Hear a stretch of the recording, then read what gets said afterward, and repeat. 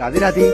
मैं नीरज शर्मा आज आपको दिखा रहा हूँ मेरे गांव का दृश्य। और मेरे गांव में मैं ले आया हूँ आपको मामचारी की बांध पर।